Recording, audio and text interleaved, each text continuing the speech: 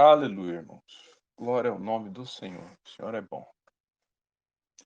Irmãos, ontem, segunda-feira, dia 14 de agosto de 2023, nós iniciamos uma nova série chamada Santidade. Amém?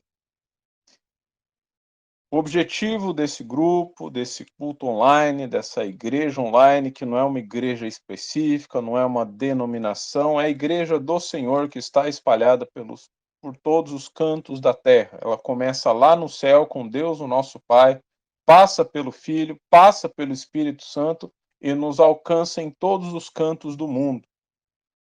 Amém? Essa é a igreja do Senhor, igreja raiz, a qual os apóstolos pregaram tanto.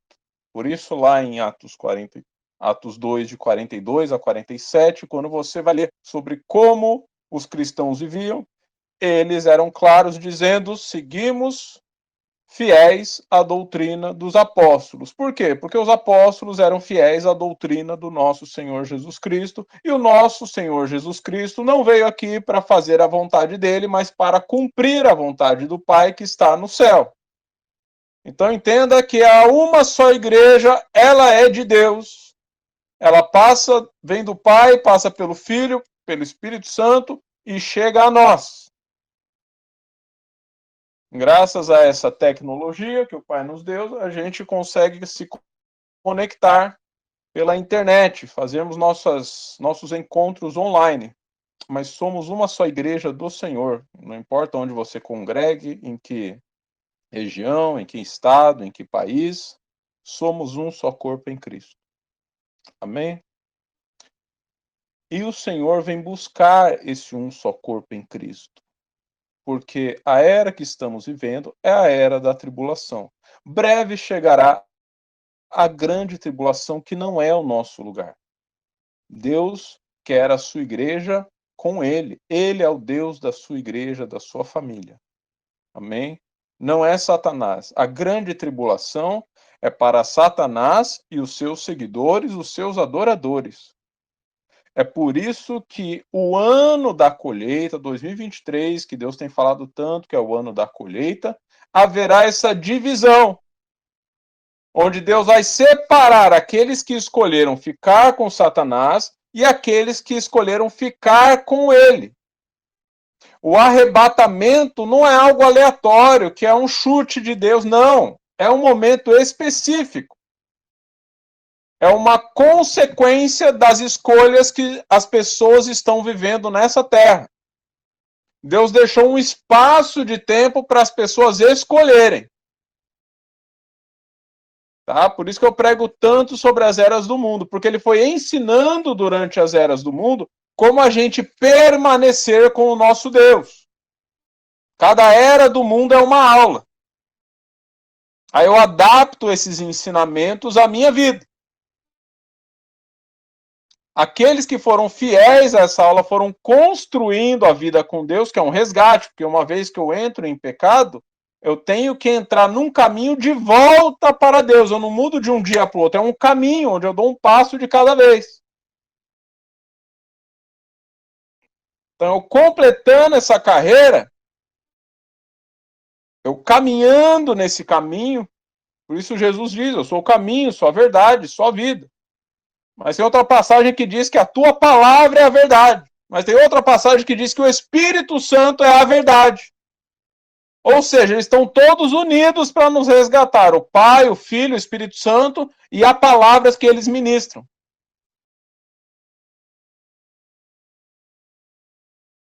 Quem está nesse caminho, volta para junto de Deus, porque essa foi a escolha que você tomou. Aqueles que escolheram ignorar esses sinais, ignorar esse caminho, ignorar essas palavras, vai ficar com quem eles se apaixonaram mais. É por isso que a gente ouve muitas pessoas falando: não, eu acredito que é só a gente viver, continuar vivendo, ter um bom emprego, buscar aqui as coisas aqui, fazer tudo com honestidade. Tá? Não, meu irmão, o pessoal está enganado. O plano, o sonho de Deus nunca foi você construir nada aqui, porque se fosse para construir muitas coisas aqui, o próprio Jesus Cristo teria construído, porque ele veio para ser o exemplo. Aí, nas questões das coisas do mundo, o que ele fala é: eu mesmo não tenho nem onde reclinar minha cabeça. Não faço questão das coisas desse mundo. Elas não são um padrão para dizer se eu sou crente ou não. As coisas desse mundo não são um padrão para avaliar se eu sou um bom ministro ou não. Os bens desse mundo não são um padrão para dizer se uma pessoa é abençoada ou não. Os padrões desse mundo são feitos pelo mundo. Não são os padrões que Deus usa como parâmetro para dizer, para categorizar se esse é um crente, esse não é, esse aqui é bom, esse não é, esse aqui é santo, esse não é, esse aqui tem unção, esse não tem. É por isso que você acha gente cheia de unção, alguns pobres e alguns ricos. Abraão foi muito rico. Isaac foi muito rico. Jacó, Israel, foi muito rico. Mesmo Esaú, que trocou a bênção da primogenitura por uma sopa de lentilhas, ele continuou rico. Para quem não sabe, a Bíblia continua falando da nação de Abraão muito na Bíblia. De Abraão não, de Esaú. Tudo que você lê sobre o povo de Edom, os edomitas, ele está falando da descendência de Esaú. Descendência de Esaú, em determinado momento, foi o povo mais abençoado da terra. Em que momento foi isso, Rubens? No momento em que Israel, Jacó e sua família foram morar no Egito. Porque teve uma grande fome onde eles moravam e por isso eles foram procurar comida no Egito. Lá José já era governador e conseguiu ajuntar a sua família ali e ali Israel foi crescendo. Nesse meio tempo, a família de Esaú estava prosperando demais. Os edomitas se colocaram ali embaixo de Israel, ao sul de Israel. Entre Israel e Egito era o lugar de Edom. Era a região dos edomitas. Aí, se você não sabe, uma das pessoas mais abençoadas do mundo era de lá, o nome dele é Jó. Começa lendo o livro de Jó que você vai ver quem era Jó. O cara mais rico do Oriente. Mais abençoado, mais próximo de Deus, era um edomita. Por que Esaú foi tão abençoado? Sendo que ele trocou a primogenitura por uma sopa de lentilhas, porque Deus tinha feito uma promessa para Abraão. Você vai ser muito abençoado, a sua família vai ser muito abençoada. Então, todo mundo que saiu da raiz de Abraão, os primeiros patriarcas ali, todos foram abençoados. Inclusive Ismael, que deu origem aos árabes. Amém? Então, entenda, bênção material, bênção física, carro, dinheiro, roupa, fartura física, não está diretamente relacionada à bênção espiritual. Porque se fosse diretamente relacionada, nunca que um traficante seria rico. Nunca que um político corrupto seria rico. Nunca que um pastor que rouba seria bem-sucedido. Entende?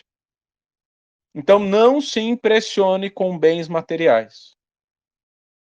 Não use de bênçãos materiais para avaliar ninguém, nem na igreja, nem fora da igreja. O Senhor começa a sua avaliação é pelo coração. E os seus, ele supre. Seja por milagre, seja com dinheiro, seja com ajuda de irmãos, seja com ofertas, com muito trabalho, ele supre de alguma forma os seus. Cada um vai ter o seu caminho com Deus. E o importante é que você esteja no caminho que ele trilhou para você. Não, mas o irmão é muito abençoado, ele tem muitas coisas, eu quero ser igual a ele. Não, queira ser de acordo com o caminho que Deus trilhou para você. Ele criou um único e vivo caminho específico para você. Assim como ele fez com Jesus, que tinha uma missão muito específica nessa terra, ele também te enviou nessa terra com missões muito específicas. A família onde você está, o lugar onde você nasceu, tudo faz parte de um plano de Deus para a tua vida. Se você começa a imitar outros, você foge do plano original de Deus para a tua vida. Amém? Eu cumprindo a minha parte, você cumprindo a sua, outro irmão cumprindo a dele em cada canto onde Deus nos espalhou, nós seremos o corpo de Cristo perfeito nessa terra. Agora, se todo mundo quer ser mãos, todo mundo quer ser pé, se todo mundo quer ser ombro, o corpo fica debilitado. A cabeça está funcionando porque a cabeça é Cristo, ele está mandando você fazer uma coisa, ele está orientando o outro a fazer outra, mas está todo mundo se desviando de Cristo porque está todo mundo tentando imitar o um ou outro fulano ou ciclano. O plano de Deus é perfeito. A gente ouve a sua voz e a gente obedece. Aí sim, nós seremos abençoados primariamente espiritualmente. E as condições terrenas, ele vai suprir. Ele não garante que todo mundo vai ser rico aqui, mas ele garante que os seus terão muitos tesouros e galardões no céu, onde é o reino de Deus, porque Jesus Cristo afirma que o reino dele não é desse mundo. Suas promessas prioritárias estão ligadas lá no céu. E a conexão sua daqui com o céu é o teu Espírito Santo. Se o Espírito Santo estiver te movendo, se você estiver sendo guiado por ele, você não perde suas bênçãos espirituais, nem os seus galardões guardados lá. Entenda isso de uma vez por todas. Esse mundo é passageiro. Nada do que você junta aqui dura. Nada do que você junta aqui tem mérito para Deus. Amém? É por isso que essa série Santidade é o foco nesse momento. Nós estamos prestes a ser arrebatados. Ninguém será arrebatado sem santidade. Sem santidade, ninguém verá Deus. Essa é uma das principais palavras, tá? Não adianta eu fazer as outras coisas que Deus me manda, evangelizar, juntar alimento, fazer um monte de coisa, um monte de instrução, se a prioridade eu não estou fazendo, que é a santidade. Aí nós fizemos a pregação sobre santidade. Se você olhar na série das palavras sobre o Apocalipse, que são postadas ali no YouTube, tem uma palavra específica, o título é Santidade.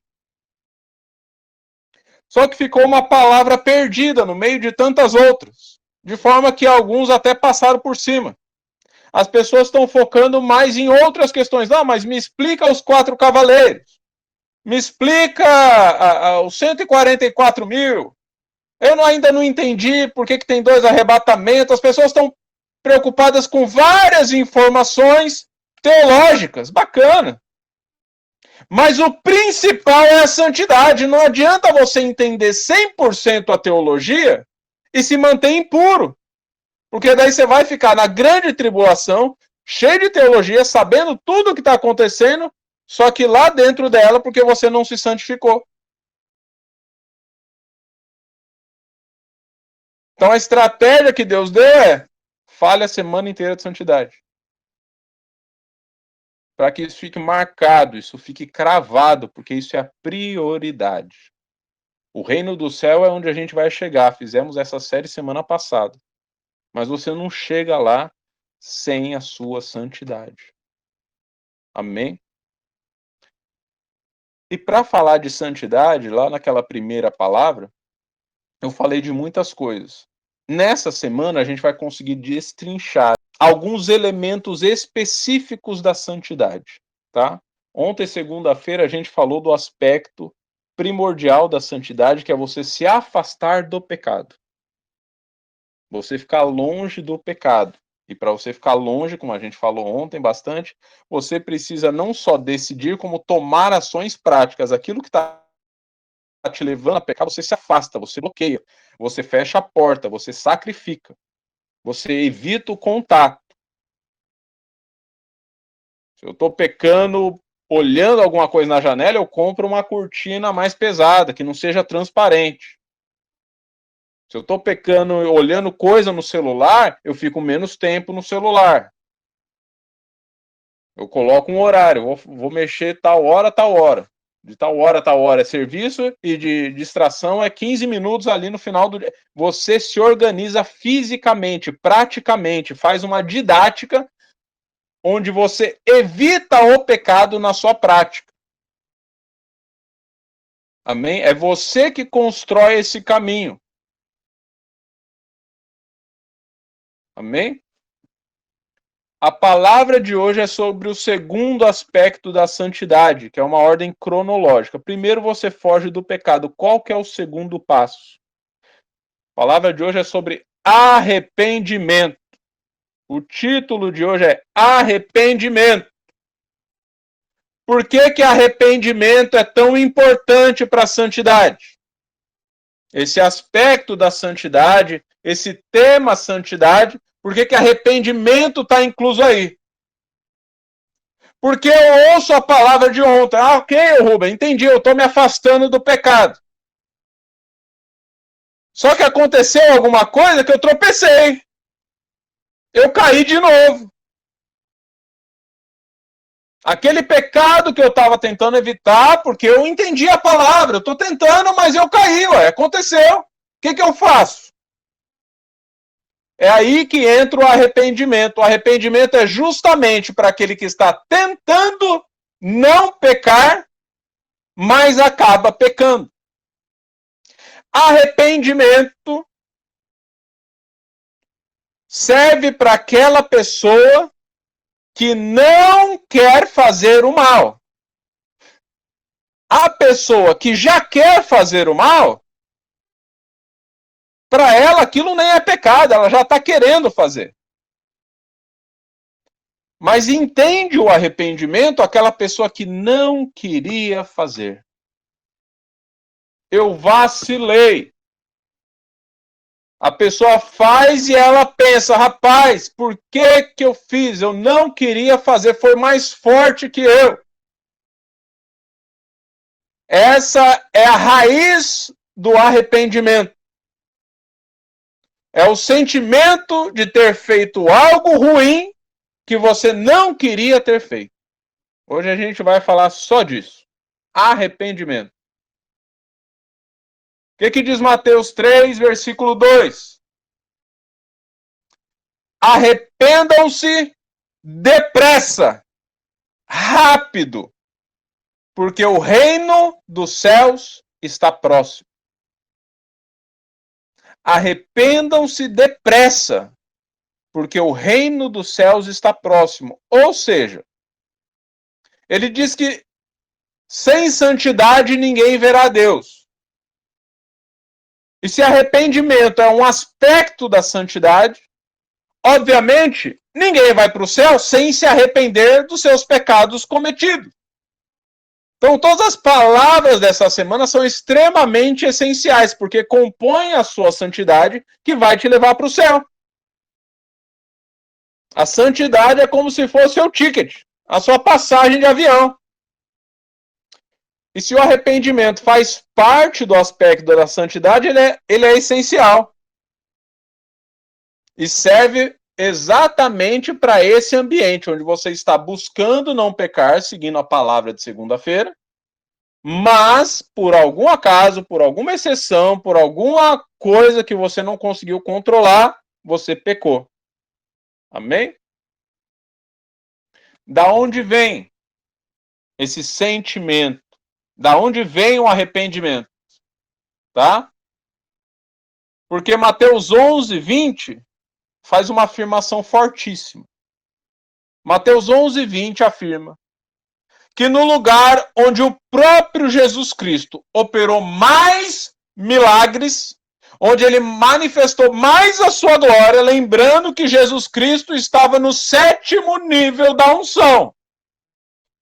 Ele operou milagres maiores que o próprio Moisés no Egito. João fala que em todos os livros da Bíblia, do mundo, do universo, não caberiam se tentasse escrever todos os milagres que Jesus Cristo operou. Aí está escrito que nesses lugares onde Jesus operou mais milagres, ninguém se arrependeu. Tanto é que se você for lendo a carreira de Jesus, ele chega ao ponto de falar para algumas pessoas: aqui eu não manifesto mais. Aqui eu não multiplico mais pão. Me tirem de perto dessa multidão que só querem os meus milagres. E ele vai buscando intimidade maior só com os discípulos. Se você vai seguindo a ordem cronológica da carreira de Jesus, você vai vendo que ele mesmo começa a evitar essas pessoas. Ele chega a dizer, olha essa afirmação, em algumas cidades ele chega a dizer que se ele tivesse pregado essa mesma palavra em Sodoma e Gomorra, eles teriam se convertido. Tem noção de como isso é forte? Sodoma e Gomorra é a representação do próprio inferno. Eles viveram a grande tribulação antecipada, choveu chuva de fogo, pedra, fogo, enxofre, sal, caiu tudo em cima deles e destruiu toda a cidade. Eles tiveram uma grande tribulação específica só para eles, um juízo final só para eles, de tão ruim que eles eram, e Jesus afirma que se ele mesmo viesse do jeito que ele veio, ali na Judéia, ali em Israel, no tempo dele, se ele tivesse vindo na época de Sodoma e Gomorra e tivesse pregado lá, da mesma forma como ele estava pregando ali em Israel, Sodoma e Gomorra tinham se convertido. E no tempo dele, muitas cidades não se converteram. Não se arrependeram dos seus pecados. Ou seja, palavra, pregação, manifestação de milagres e maravilhas, falar em língua, dar um show no palco, dar um show no altar, fazer um grande louvorzão, fazer um grande evento na praça, não garante arrependimento de ninguém. O arrependimento é algo individual, unicamente e exclusivamente responsabilidade de cada um. Não tem como eu fazer algo aqui que faça você se arrepender. O arrependimento é uma decisão sua. É por isso que existe a pregação, e dentro do público que está ouvindo a pregação, alguns se arrependem, outros não. Ou seja, a pregação não é uma garantia de que as pessoas vão se arrepender, mas a pregação é uma oportunidade. Olha, se você quiser, esse é um bom momento. Jesus está aqui. Arrependa-se dos seus pecados. Aí aquele que ouve pode decidir se sim ou não. Muita gente decide que sim, muita gente decide que não. Entende? Então a primeira coisa que você precisa entender sobre arrebatamento é que depende mais de você do que do pregador. Depende mais de quem está ouvindo do que de quem está falando. Aí eu vou te dar alguns parâmetros que você tem que ter para que você consiga se arrepender. Para que você tenha essa vontade de se arrepender, porque é uma vontade individual. É uma ação particular. O que gera essa vontade em mim de me arrepender dos meus pecados? Porque tem muita gente que peca porque acha gostoso. Se pecado fosse muito ruim, se não gerasse nenhum prazer, ninguém pecaria. É muito difícil abrir mão dos pecados, porque tem muito pecado muito bom para a carne. Embora seja muito ruim para o espírito, a carne se satisfaz no pecado. Por isso que ontem a gente falou da luta da carne contra o espírito. Qual que é o elemento dentro de mim que me ajuda, que me dá força para lutar contra a minha vontade da carne e alimentar a vontade e a sede pelo arrependimento? Segundo a Crônica 7,14 diz que a humilhação leva ao arrependimento. Meu povo se humilhar,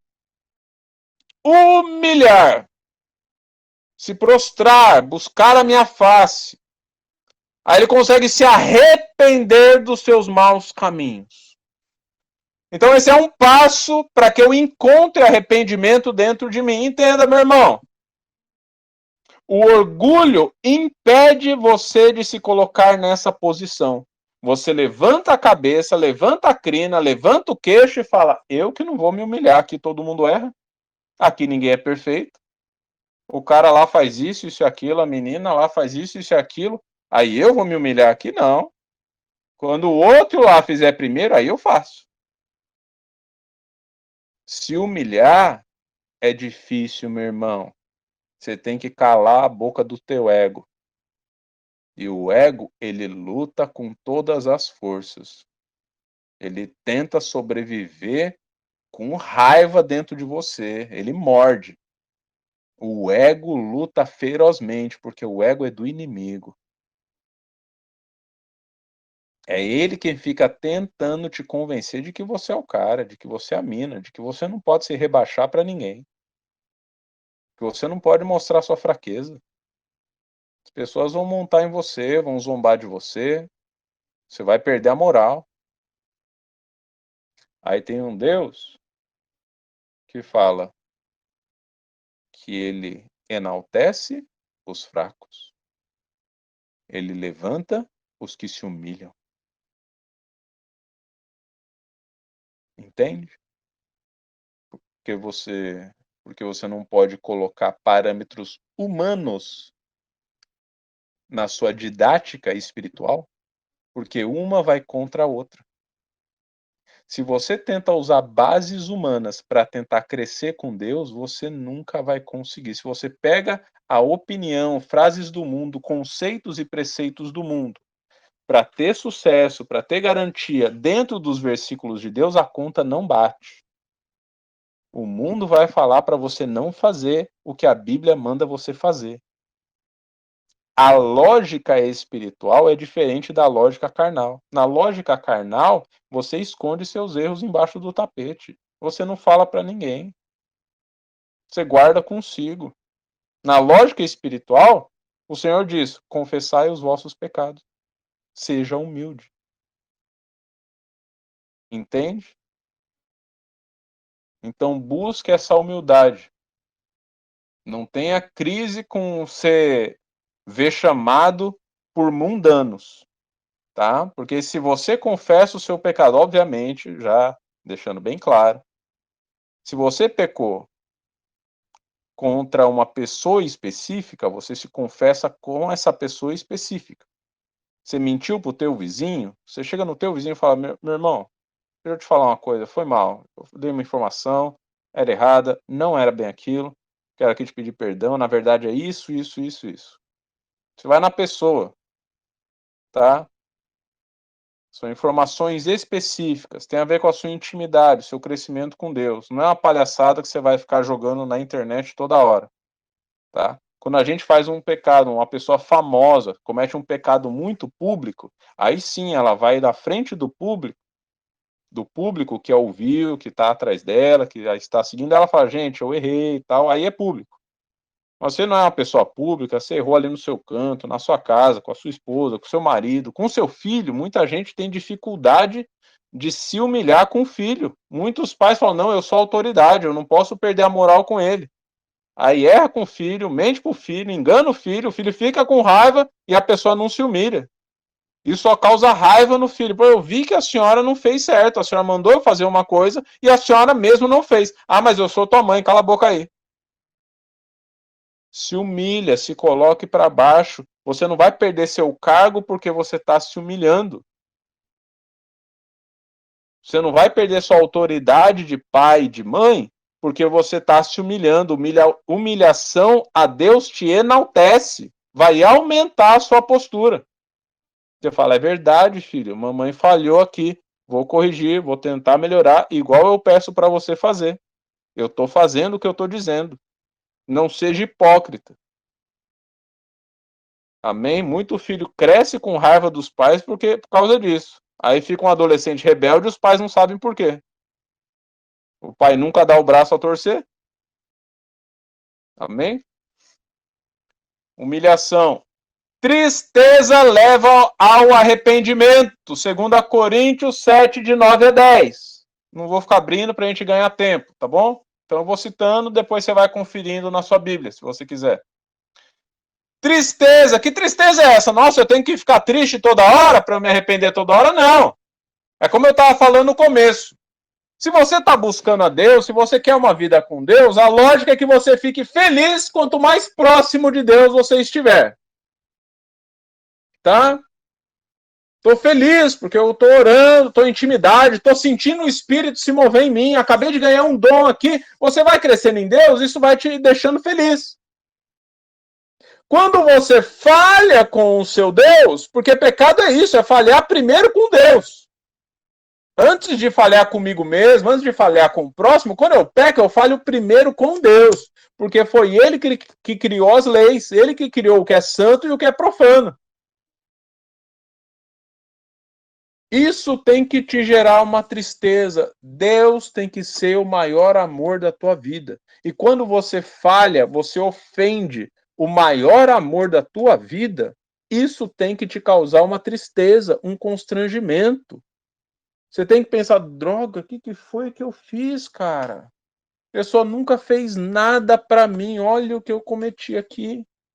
Deus me ama tanto, cuida tanto de mim, por que eu estou falhando? Isso tem que te gerar em você mesmo uma tristeza sobre você, a respeito do seu ato errado que você cometeu. Esse sentimento de tristeza vai te conduzir ao arrependimento. Amém? Isso não pode ser visto como algo ruim, porque algumas pessoas, quando vem esse sentimento de tristeza, lá vem o ego de novo, furioso, e faz a pessoa convencer, não, eu fiz, mas quer saber? Vou ficar feliz, porque afinal, ninguém é perfeito, eu errei aqui, mas Deus me entende, porque Ele sabe todas as coisas, né? Ele sabe que eu amo, então faz parte, né, Deus? Tamo junto, hahaha, cara legal. Não, meu irmão. Abraça essa tristeza e lamenta. Se encontra com Deus e se arrepende. Senhor, eu tô mal. Por que você tá mal, meu filho? Porque eu sei que eu pequei contra ti. Eu sei que o Senhor sabe. Eu sei que o Senhor tá me vendo. E te imaginar no seu trono, me vendo pecando, me causa um constrangimento. Eu tô com vergonha do Senhor. Eu sei que nada foge aos teus olhos, nada foge aos teus ouvidos. Eu quero te pedir perdão sincero, porque na verdade eu tô até com vergonha de estar orando, Senhor. Mas eu preciso me confessar, eu pequei contra o Senhor. Isso tem que ser verbalizado, eu preciso confessar com a minha própria boca. Eu tô me arrependendo porque eu quero ser perdoado, Senhor. Não chega com brincadeirinha para Deus não, meu irmão. É muito séria a vida com Deus. A gente tá à beira do arrebatamento. Leva muito a sério isso aí. Amém? Humilhação, tristeza e outra que te leva ao arrependimento, tá? Eu estou dando aqui origem, da onde vem o arrependimento. Estou tentando ser o mais didático possível. Você encontrar a origem, quando você pecar, você busca essas origens, porque elas vão te conduzir ao arrependimento. Humilhação, tristeza, e a terceira é a repreensão de Deus. Quando Deus te repreende, quando Ele te dá uma dura, te dá uma bronca, Ele manda o pastor ser mais rígido com você. Quando Ele faz seu pai brigar. Quando Ele faz sua mãe te dar bronca. Quando Ele faz o ministro ficar chateado com você. Quando você é repreendido, não é hora de você ser rebeldezinho sem causa. Ah, mas o pastor não pode falar assim comigo. Ele tem que só ser bonzinho. Tem uma pregação chamada As Três Vozes de Deus. Se você entrar no meu Instagram, buscar os vídeos de quarta-feira, quando eu dava estudos bíblicos, tem uma pregação chamada As Três Vozes de Deus. A primeira voz de Deus, ela é suave, ela é mansa como a brisa. Fala cochichando no seu interior, tão sensível que se você estiver falando junto, você não escuta. Vem na sua mente, vem no coração. Uma voz que sai de dentro de você, mansa e suave. Essa é a primeira voz de Deus. Você sente pela suavidez do Espírito Santo fluindo em você. Esse é o natural de Deus falar com você. Se você estiver 100% em intimidade com Deus, você vai sentir essa brisa suave se movendo em você 24 horas por dia. Porém, se você peca, ele muda o tom de voz.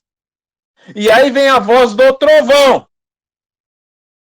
Muitas vezes os profetas chamam de um rugido. O Senhor rugirá, o trovão trovejará.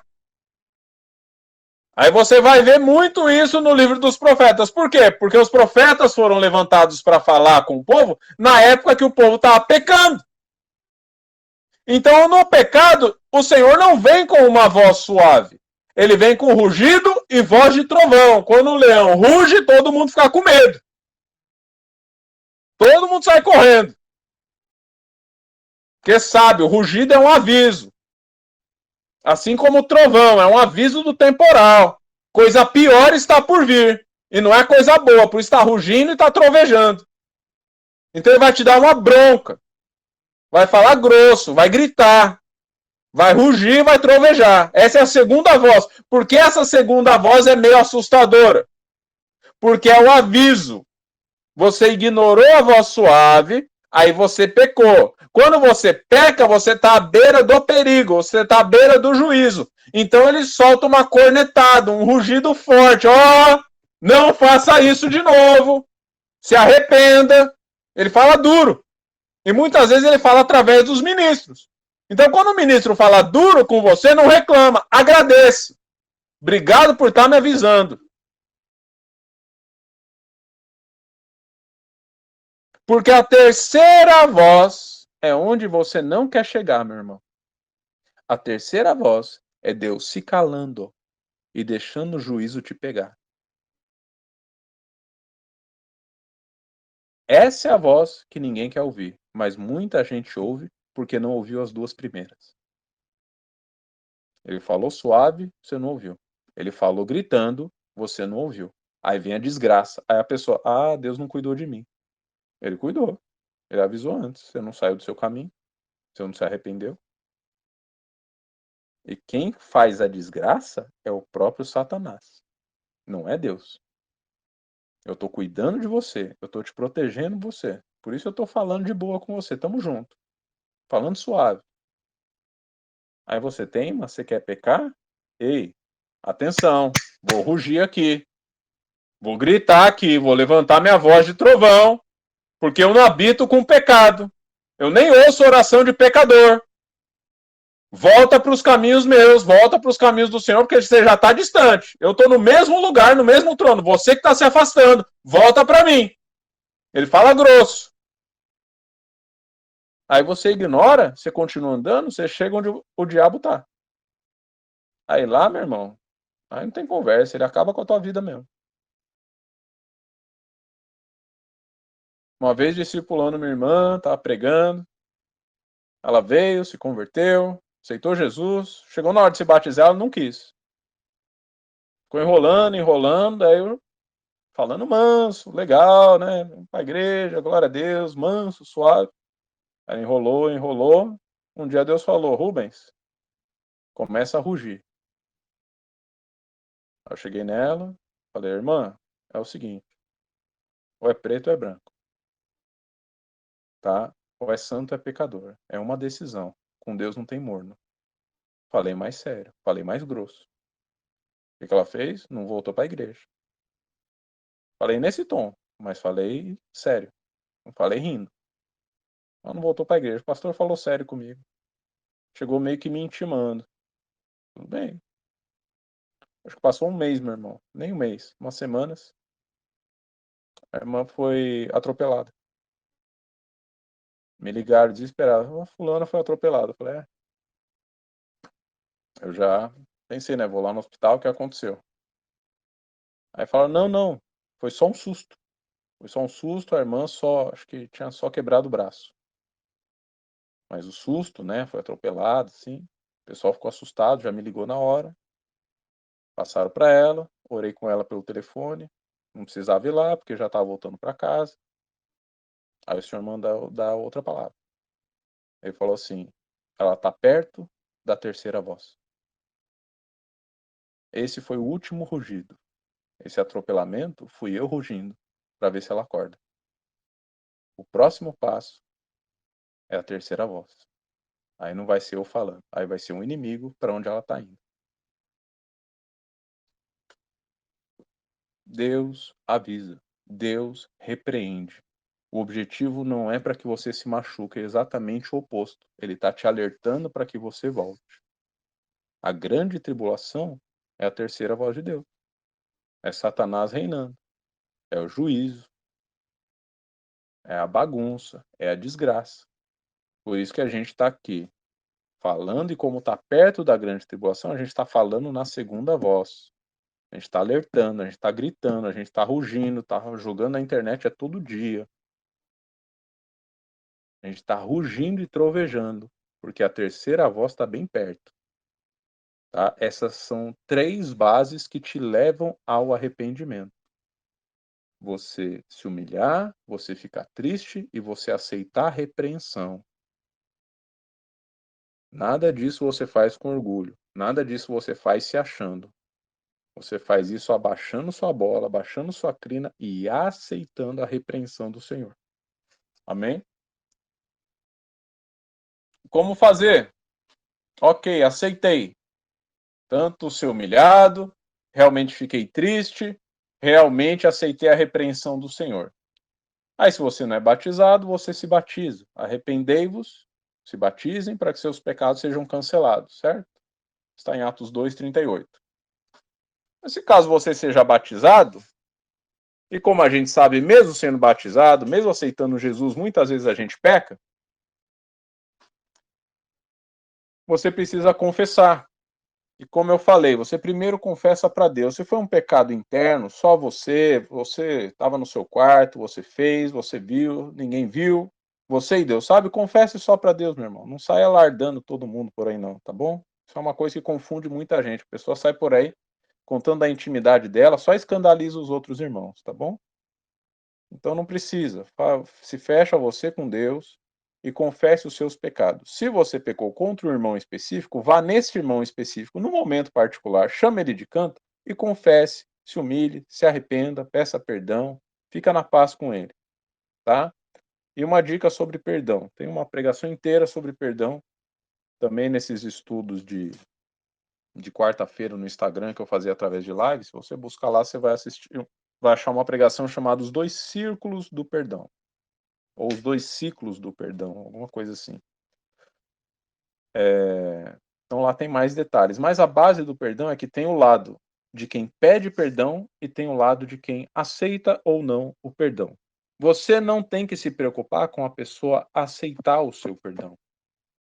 Você tem que se arrepender na intimidade. Para que quando você vá pedir perdão para alguém, você realmente peça com sinceridade.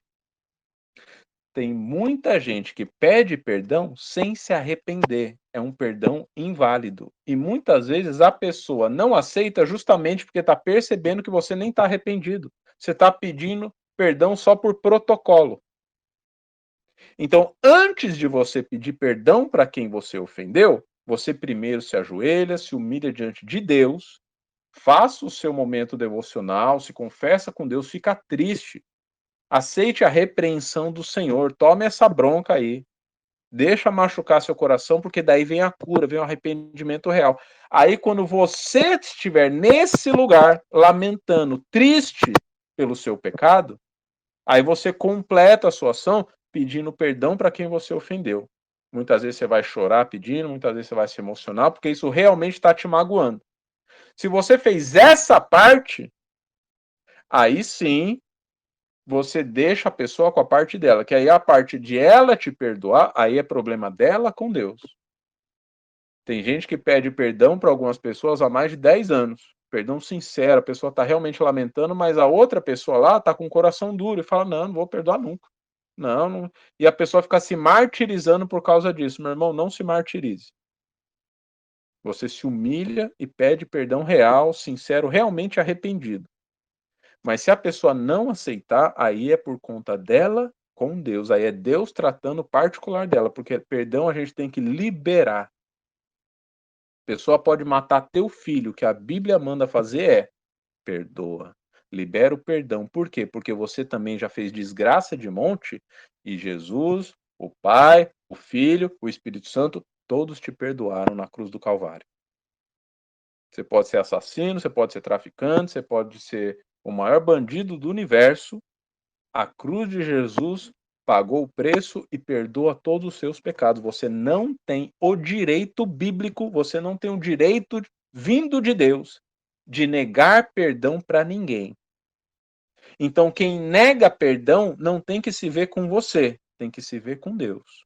E Deus vai se ver com todo mundo no momento que ele achar apropriado. Então, se você chegou todo se arrastando para pedir perdão para alguém, porque você está muito arrependido e a pessoa fez chacota, zombou de você, ignorou, não perdoou, ainda fofocou, espalhou o seu pecado para todo mundo, problema dela.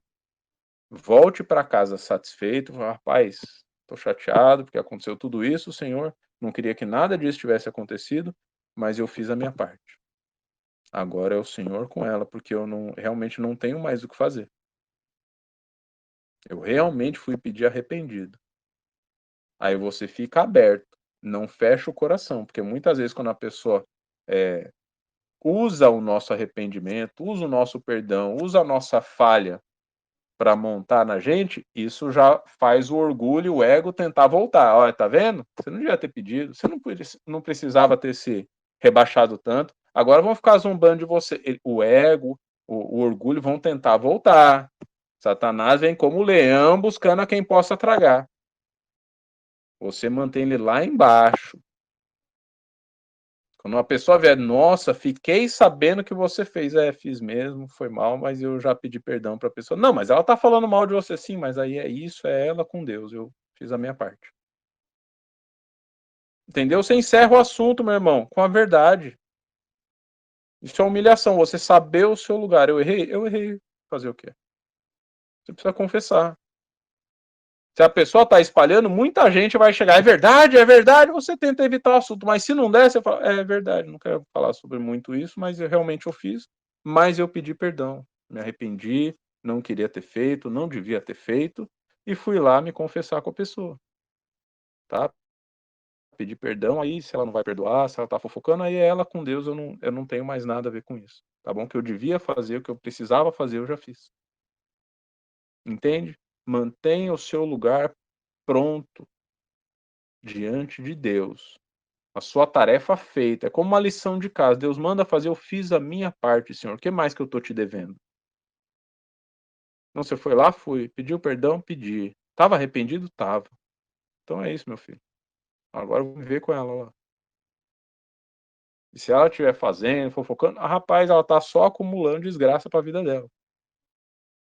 Não tente você ser o justiceiro. Não tente você vingar suas próprias causas. Eu sempre falo, quem se justifica, quem se auto-justifica, não recebe a justificação de Deus. Quem se vinga, está abrindo mão de Deus como vingador, porque ele garante que ele faz a vingança dele.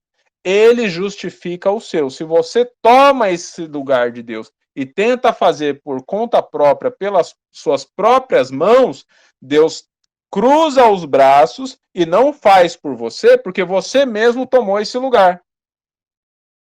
Então, se você fez a sua parte, o pessoal não está fazendo a deles, você deixa fluir. Você deixa desenrolar. Cada um vai prestar conta diante de Deus de acordo com as suas próprias obras e ações. Garanta as suas. Amém? Se batize, confesse, porque se confessar vai limpar tanto as suas mãos, o seu corpo, quanto a sua mente. Tiago 4,8 fala que para você se arrepender também, ele dá uma dica que alguns irmãos têm dificuldade em entender. Mas quando você peca, é porque sua mente está dividida entre vontade de Deus e vontade da carne, vontade do Espírito e vontade da carne. Então, Tiago 4,8, ele fala para que você consiga se arrepender 100%, você também precisa limpar sua mente no sentido de colocar ela num lugar só. Não deixar mais que a sua mente esteja dividida. Encontre o valor na vontade de Deus e fique só com ela. Abra mão da vontade da carne. Não tenta dividir. Não tenta garantir dos dois lados. Eu vou aceitar 90% de Deus, mas esses 10% aqui do mundo seria bacana se eu tivesse. Isso é o que ele chama de mente dividida. É o que Elias fala, até quando cocheareis entre dois pensamentos. É isso que quer dizer, você quer fazer a vontade de Deus, mas você ainda tem desejos pelo pecado. E Tiago também explica que o desejo só vem porque é você que está com vontade. Porque se você não tivesse com vontade, não ia vir o desejo. Começa na sua própria consciência. Tá? Então defina a sua mente. Senhor, eu quero só o Senhor e ponto final, mesmo que eu perca tudo nessa terra. Mesmo que eu fique pobre, mesmo que eu perca a minha casa, mesmo que eu perca a minha família, eu quero te agradar. Isso é forte, meu irmão. Isso é uma definição de vida, não é uma definição para um momento, para uma área específica. Quantas e quantas pessoas, quantos e quantos irmãos já não perderam a vida com Deus porque os parentes falaram: não, a gente não quer, a gente não aceita. A gente até quer que ele fique no ministério, mas dessa forma, nessa cidade, a gente já combinou, já programamos aqui a escola para os filhos, já programamos tudo aqui, daí chega o cara e fala, pastor, até queria fazer, mas conversei aqui com a minha mulher, com meus filhos, e não vou mais fazer assim, a gente combinou, a gente orou, Deus revelou, mas minha família discordou, né, então vou ter que ouvir minha família. Ah, é? Entendi. É seus parentes que vão te garantir sua entrada no céu, é isso? Não, pastor, não é isso. Pois é, se não é isso, defina a sua posição com Deus.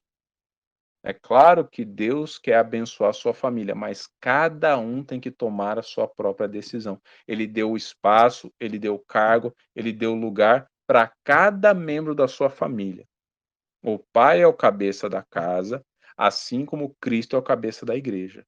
A esposa é coluna, tem que ajudar o marido nessa missão. É por isso que quando ele cria Adão, ele dá uma missão, e quando ele cria Eva, ele fala: a sua missão é ajudar Adão a cumprir a missão dele. Ele não dá uma outra missão para a mulher. Adão vai governar a terra e você vai fazer outra coisa. Não, não, não, não. A sua missão, a missão de Adão, se torna a missão da sua mulher. Os dois juntos estão se fortificando na mesma missão. Nas falhas dele, você entra. Ele é de um jeito, você é de outro. Vocês juntos são perfeitos. Vocês se ajudam a cumprir a missão. Os filhos, eles têm que obedecer vocês. Eles não têm que discutir, eles não têm que brigar, eles não têm que xingar. Vocês educam para que eles sejam obedientes. Para que eles honrem vocês com a obediência.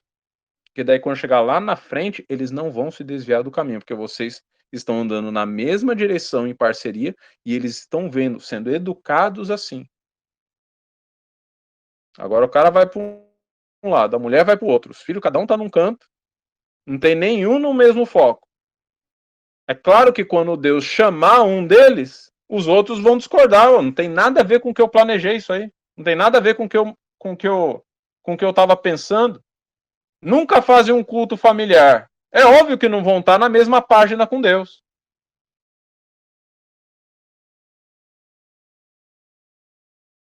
Ouça a voz de Deus e busque trazer a sua família, seus parentes, para junto dessa vontade de Deus. Se eles não ouvirem, se eles discordarem, fala amém, ok, entendo você, é sua decisão, mas é aqui que eu vou ficar. É o que Deus deixou muito claro que eu tenho que fazer, o que eu tenho que ser, como eu tenho que agir, como eu tenho que me mover. Se vocês querem decidir outra coisa, fazer outra coisa, eu não vou obrigar ninguém, não vou bater, não vou xingar, não vou fazer alvoroço, não vou virar o Tasmania aqui, mas eu vou continuar nesse caminho, porque é o caminho que Deus colocou para nós. E cada um de vocês vai ter que tomar a decisão de vocês diante de Deus também. Entende? A gente tem funções, mas a gente não obriga ninguém a decidir as funções dos outros. Nem Deus obriga, é por isso que ele deixa o livre-arbítrio. Eu vou mandar, eu vou direcionar, e cada um vai poder escolher se vai me obedecer ou não. Moisés em Deuteronômio 30, eis que ponho diante de vocês a bênção e a maldição, a vida e a morte. Escolham, pois, a vida para que vivam, sejam abençoados você e a sua família, para que não pereçam. Ele não obriga ninguém a seguir a Deus. Porque o próprio Deus não obriga, logo Moisés também não pode obrigar. Dentro da casa, às vezes a gente cai nessa. Não, eu sou o marido, eu sou o cabeça, então eu tenho que mandar e se eles obedecerem, eu tenho que fazer eles. Não, meu irmão. Você faz, você conduz, você orienta, você põe no lugar, você dá a condição e fala: agora é a parte de vocês obedecerem. Sigam o caminho. Amém? Dá trabalho, meu irmão. Fácil não é. Dá trabalho. Mas quem obedece é abençoado. Amém? Então, Tiago 4,8 fala dessa mente dividida. Defina de uma vez quem é o seu Senhor, que é Deus. Siga a vontade dele. Porque se você tiver a mente dividida, vai ser muito difícil você achar arrependimento. Porque você vai querer pedir perdão por um lado, mas por outro lado você queria muito cometer aquilo lá. Ah, Senhor, perdão por eu ter feito isso, mas, poxa, não tem como deixar eu fazer isso mesmo? Entendeu? É um perdão que você quer, mas não quer. É um arrependimento que vem, mas não vem. Isso é mente dividida, porque você está meio lá e meio cá. Então defina. Defina por Deus a vontade dele, porque aí o arrependimento vem mais fácil. Então, como fazer? É o batismo, confissão e uma mente orientada, não uma mente dividida. Amém? Resultado. Quando você faz isso, quando você entende a origem do pecado, a origem do arrependimento, e você se arrepende, isso naturalmente causa uma reação em você de tentar consertar o estrago que você fez. Tá? Quando você se arrepende de verdade, sinceramente, automaticamente isso vai gerar consequências nas suas obras, nas suas ações. Ou seja, se você roubou alguma coisa, aquilo que não é seu e você pegou, tomou para si, quando você se arrepende verdadeiramente, a consequência natural é que você vai querer devolver aquilo que você pegou.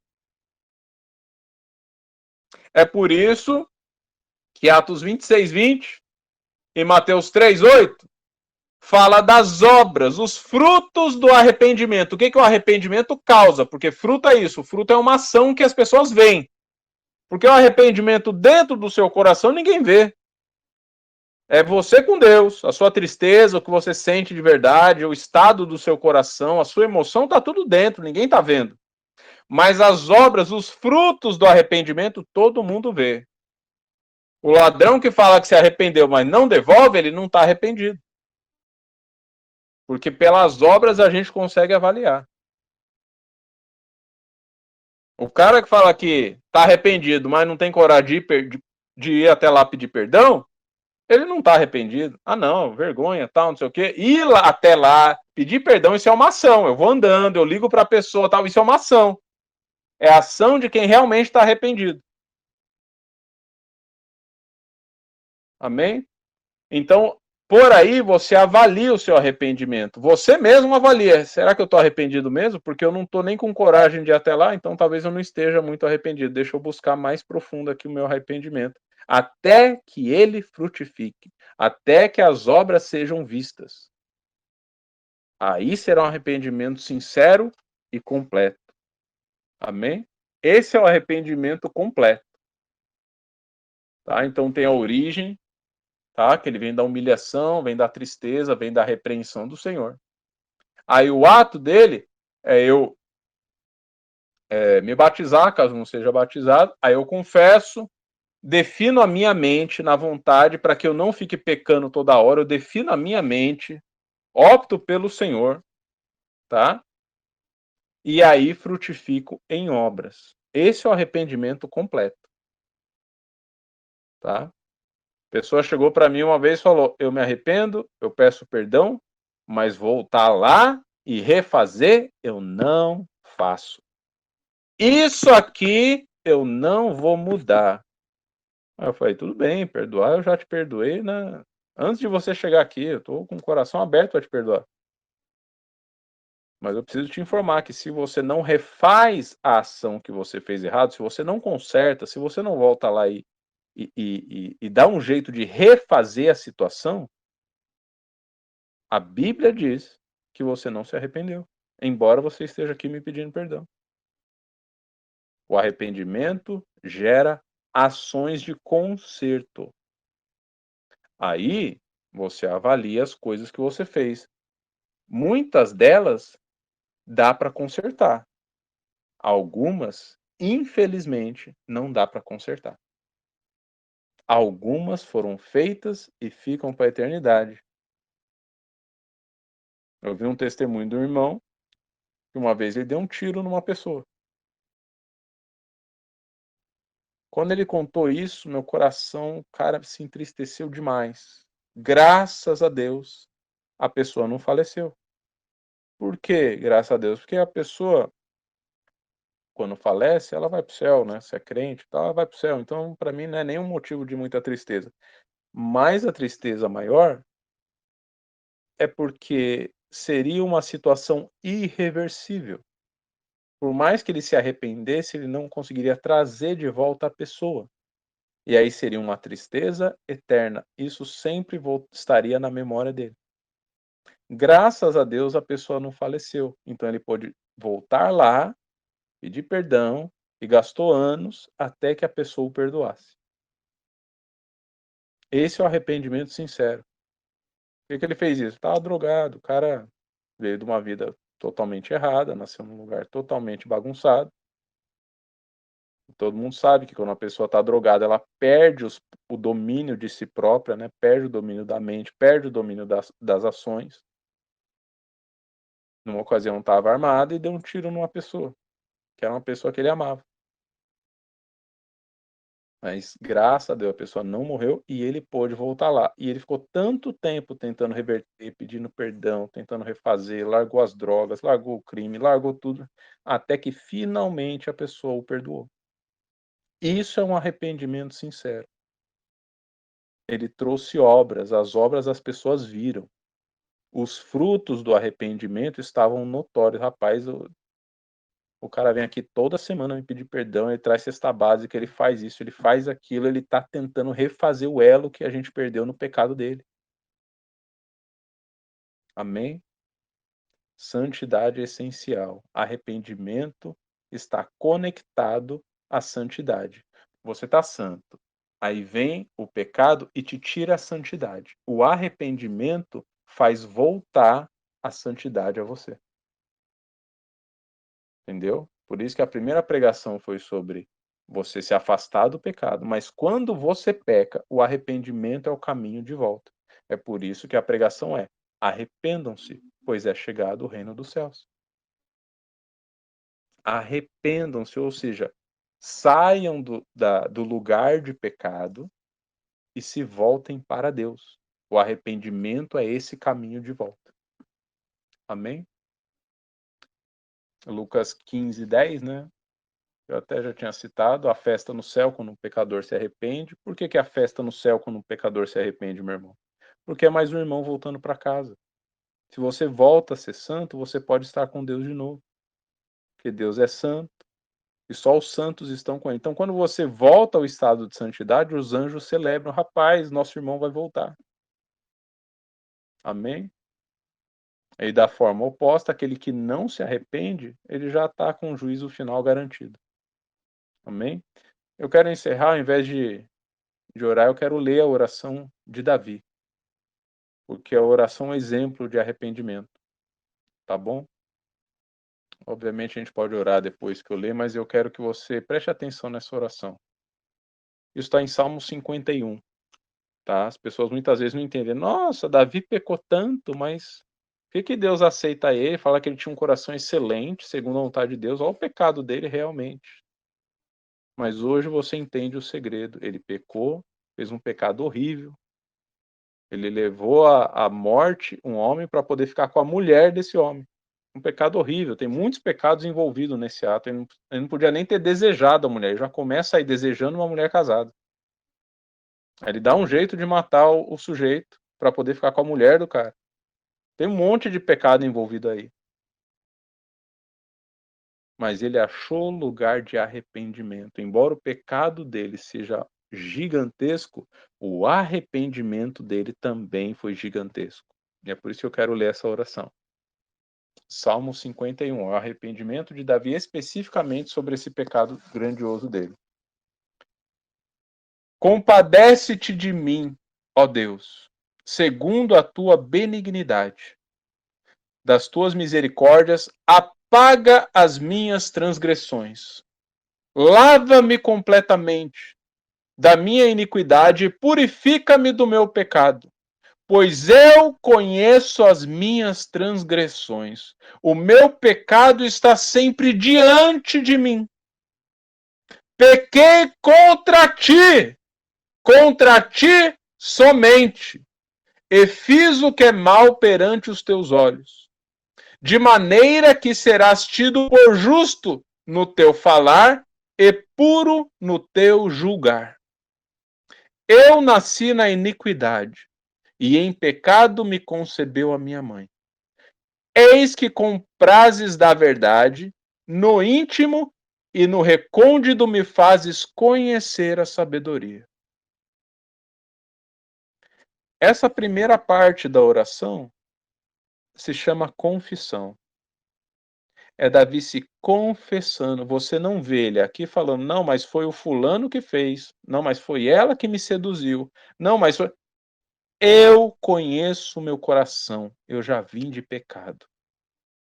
Ele está sempre diante de mim.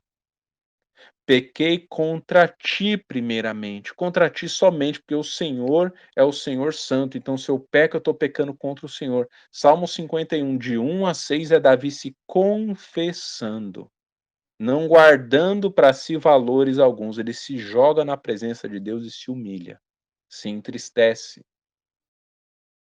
Amém?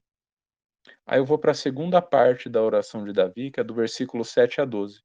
Porque agora que ele se confessou, ele vai fazer um pedido para Deus. Olha o que ele pede. Purifica-me com hisopo e ficarei limpo. Lava-me e ficarei mais alvo que a neve. Faz-me ouvir júbilo e alegria, para que exultem os ossos que esmagaste. Esconde o rosto dos meus pecados e apaga todas as minhas iniquidades. Cria em mim, ó Deus, um coração puro e renova dentro de mim um espírito inabalável. Não repulses a tua presença, nem retire de mim o Espírito Santo. Restitui a minha alegria da tua salvação e sustenta-me com um espírito voluntário. Esses são os pedidos de Davi. Ele pediu carro, ele pediu comida, ele pediu bens materiais. Tudo que ele pediu aqui é espiritual. Porque o pecado, embora tenha sido carnal, ele é superado, sobrepujado espiritualmente, onde o espírito vence a vontade da carne. É por isso que nenhum pedido dele aqui é carnal. Purifica-me, ou seja, eu quero ficar branco. Lembra que eu falei ontem? Que a santidade é branca. Ele fala, purifica-me, me limpa, eu quero ficar branco como a neve, porque no momento eu estou preto, eu estou cheio de pecado. Tira essa iniquidade de mim, eu quero ficar puro, branco, alvo como a neve, santo. Restitui-me a alegria. Olha o que eu falei aí, porque o arrependimento vem de uma tristeza. Se o Senhor me purificar, eu volto a ficar alegre. Como que o Senhor vai fazer isso? Dando para mim um novo coração. Que esse coração de pedra já se fechou no pecado. Eu estou confessando, Senhor. Meu coração está duro. Muda ele, me dá um coração limpo, puro. E eu sei que quando eu peco contra o Senhor, eu desagrado o Espírito Santo, então não retire de mim o teu Espírito Santo. Olha a consciência desse cara. Ele entende exatamente o caminho de volta, ele entende o caminho do arrependimento. Ele sabe a consequência do pecado dele. Se eu permanecer no pecado, eu perco o Espírito Santo, que é quem garante a minha santidade, santidade a qual garante minha entrada no céu. Se eu perco o Espírito Santo, eu perco a santidade. Se eu perco a santidade, eu perco o céu. É por isso que ele está se arrependendo com toda a sinceridade. Amém? Aí não termina a oração.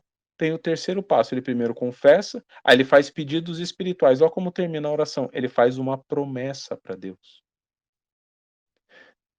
Salmo 51, agora eu vou ler do 13 ao 19. Então ensinarei aos transgressores os seus caminhos, e aos pecadores se converterão a ti. Livra-me dos crimes de sangue, ó Deus, Deus da minha salvação, e a minha língua exultará a tua justiça. Abre, Senhor, os meus lábios, e a minha boca manifestará os seus louvores, pois não te comprazes em sacrifícios, do contrário, eu os daria. E não te agradas de holocaustos. Sacrifícios agradáveis a Deus são um espírito quebrantado, coração compungido e contrito. Não o desprezarás, ó Deus. Faze bem a Sião segundo a tua vontade, edifica os muros de Jerusalém. Então te agradarás dos teus sacrifícios de justiça, dos holocaustos e das ofertas queimadas, e sobre o teu altar se oferecerão novilhos. Eu me confessei, eu pedi para Deus me purificar, e eu termino a oração fazendo promessas para Deus. Senhor, se o Senhor fizer o que eu estou pedindo, se o Senhor me purificar, se o Senhor renovar meu coração, eu te prometo, eu vou sair pregando a tua palavra. Eu vou contar esse meu testemunho. Eu que achei lugar de arrependimento, vou falar da tua palavra para levar outros, a conduzir outros a se achegarem ao Senhor, se arrependendo também, porque eu vou me tornar um testemunho do arrependimento. Eu vou pregar a tua palavra. Israel vai voltar a fazer sacrifícios ao Senhor. Eu vou cuidar da minha vida, mas vou me tornar uma arma para salvar a vida dos outros. Eu vou estar à disposição, Senhor, para o Senhor me usar para evangelizar, para falar ao povo, ao mundo, sobre o seu arrependimento, a santidade, o caminho de volta para o céu. O que o Senhor fizer comigo, eu vou ajudar outros a encontrarem o mesmo caminho. Entende? É por isso que essa oração de Davi é um exemplo de arrependimento. Ela é completa. Ela abate todos os tópicos que Deus está esperando de você. Então entenda nessa pregação, meu irmão. Você está fugindo do pecado? Glória ao nome do Senhor. Mas se você tropeçar, se você desviar, essa é a pregação. Arrependimento. Se arrependa com sinceridade. Confesse, se humilhe, se jogue lá em tristeza. Fale toda a verdade para Deus, porque Ele te conhece. Aí você faça os seus pedidos espirituais. peça para Deus te renovar espiritualmente, porque é esse renovo que vai te afastar do pecado, vai tirando o teu desejo pelo pecado carnal. Aí você termina se oferecendo como um sacrifício vivo e agradável ao Senhor, estando à disposição dele para ser usado por ele como exemplo aos outros. Não volta para a sua vida individual particular. Se você pecou é porque você está afastado de Deus. Não adianta você se arrepender, ganhar o perdão de Deus e voltar para o mesmo caminho onde você estava. Aceita a rota que Deus está te oferecendo em nome de Jesus. Amém. Vamos orar para encerrar. Senhor, o nosso Deus, seja conosco, Pai. Nos ajuda, Pai, nessa palavra. Nos ajuda porque muitas coisas que fazemos de errado sabemos, Pai, mas muitas coisas estão escondidas, Pai. Algumas são tão antigas que viraram traumas que desconhecemos a origem. Toca nosso coração agora nesse momento. Yahweh Elohim, Yeshua Hamashiach, Ruach Elohim. Ó Pai, ó Filho, ó Espírito Santo, encontrem em nós um lugar de arrependimento. Que seja real, que seja verdade, que seja proveniente de um coração contrito e sincero em nome de Jesus. Que cada irmão aqui tenha seu momento particular com o Senhor de arrependimento por cada mínimo pecado cometido. Em nome de Jesus. Que a santidade não seja só uma palavra nos nossos lábios, mas seja uma ação prática que começa no interior da nossa alma, no fundo do nosso coração. Passe pela nossa mente e chegue até as nossas obras. Que nós estejamos fluindo na santidade. E cada vez que tropeçarmos, cada vez que pecarmos, achemos um lugar de arrependimento perante o Senhor. Nos ajuda porque é uma missão difícil. Precisamos do Senhor. Nos ajude a ouvir a tua voz suave, nos ajuda a aceitar a tua voz de repreensão também, para que não alcancemos o juízo final, para que consigamos ser resgatados pelo Senhor a partir do arrependimento. Em nome de Jesus, faça isso comigo, faça isso com todos os meus irmãos nesse momento, a todos aqueles que ouvirem essa pregação. Acha lugar de arrependimento em nós, nos traz de volta a tua santidade, ao teu lugar santo, ao lado do teu trono, no teu colo, nos teus braços, em nome de Jesus. Nós te pedimos e já te agradecemos, Pai, porque o Senhor é bom, o Senhor cuida dos seus, o Senhor aceita, o Senhor perdoa e o Senhor galardoa aqueles que te buscam, com sinceridade, com arrependimento de coração. Te agradecemos por esse culto. Abençoa todas as vidas que estão te buscando. Nos encontra nesse primeiro arrebatamento. Por isso estamos nos santificando, por isso estamos nos arrependendo. Porque queremos estar contigo quanto antes, Senhor. Nos busca nesse primeiro arrebatamento, em nome de Jesus. Amém. Glória a Deus, meus irmãos. Deus abençoe a todos. Fiquem na paz do Senhor.